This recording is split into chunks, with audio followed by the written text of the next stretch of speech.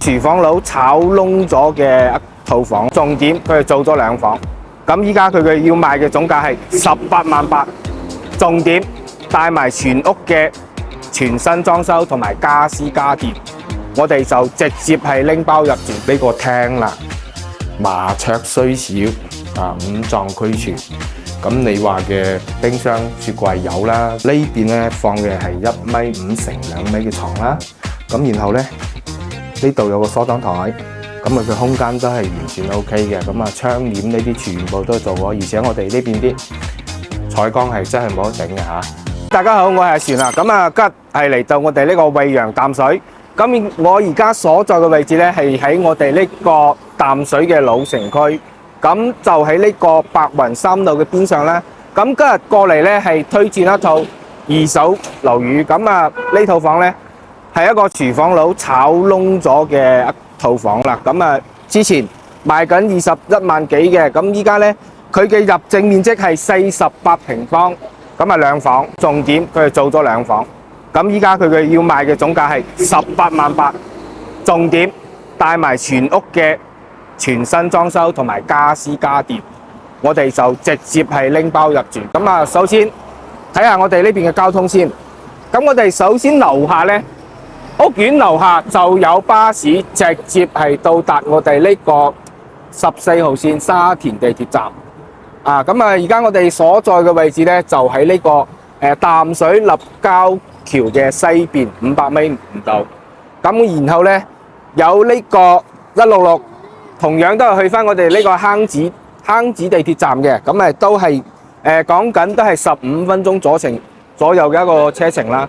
咁然後呢，我哋呢條就係呢個白雲山路，再往前走，大概係去到800米度。咁前面嗰棟白色嘅樓呢，就係我哋呢個好怡多廣場。咁好怡多商超呢，咁相信有嚟過呢個惠陽淡水嘅都係比較熟悉啦，亦都係一個比較老嘅一個商場啦，開咗有30幾年噶啦。咁嗰邊華都廣場啦，有幾大，同埋呢個沃爾瑪，咁3大商場喺嗰度。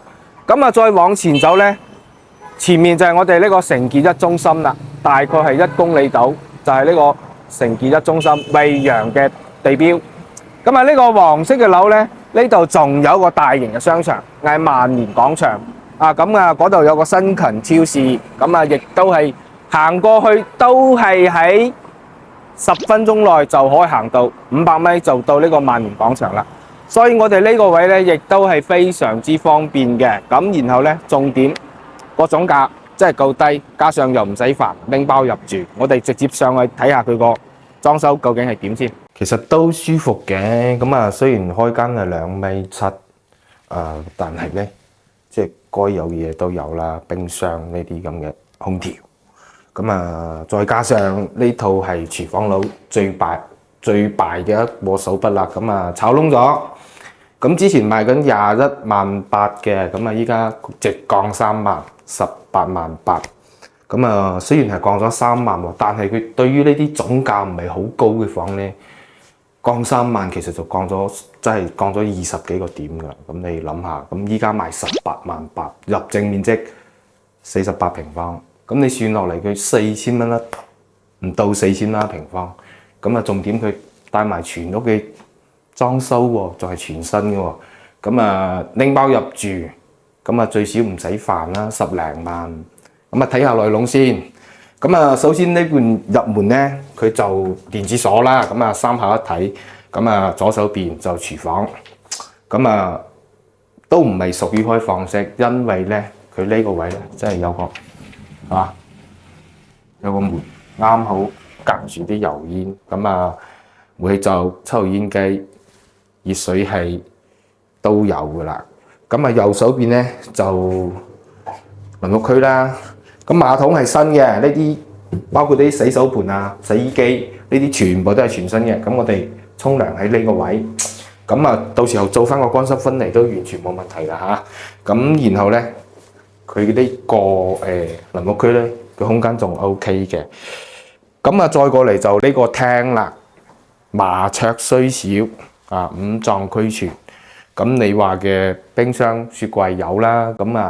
佢呢邊後邊呢，仲有間細房。咁啊，呢間4房其實就係間出嚟嘅。咁啊，佢嘅原始戶型咧就係一個大嘅1房1廳，但係佢間出嚟，佢呢度有個床喎。咁啊，有時候啲朋友仔過嚟啊，或者有親戚過嚟玩啊，咁啊可以過到下啦，最少。咁啊，佢呢個係放咗1.2米乘2米嘅床啦。咁啊，然後咧，佢呢個大房係喺呢個位嘅。咁衣櫃就唔使講啦，衣櫃就都係全新嘅呢個衣櫃。咁啊60公分嘅一個深度啦。空調有。咁啊呢邊咧放嘅係1.5米乘2米嘅床啦。咁然後咧呢度有個梳妝台。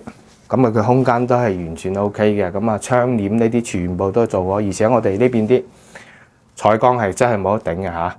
咁啊呢個就係我哋真真正正淡水老城區嘅一個真實面貌啦。咁啊然後咧入證面積48平方，依家總價18.8萬。呢個廚房佬真係幾乎接近蝕本賣啊！因為呢個裝修就麻麻地，你都要3萬蚊先搞掂啦。呢個裝修啦，咁啊你算落嚟，你嘅房價先15萬左右。咁你諗下啦，拎包入住係嘛？咁我哋呢個位樓下就有巴士直接到達我哋嘅沙田地鐵站。咁啊講緊都係15分鐘左右嘅車程啦。咁去翻惠陽汽車總站都係喺15分鐘內，同埋我哋呢個惠陽高鐵站咁啊，所以佢呢個位咧，亦都係我哋淡水老城區嘅一個優勢。唔理你去翻邊度咧，都非常之方便。咁然後咧，500米度咧就有一個新年廣場啦。咁然後咧好易多廣場，咁啊講緊咧都係800米度。咁啊好易多都係我哋呢邊嘅一個大型，非常之大型嘅。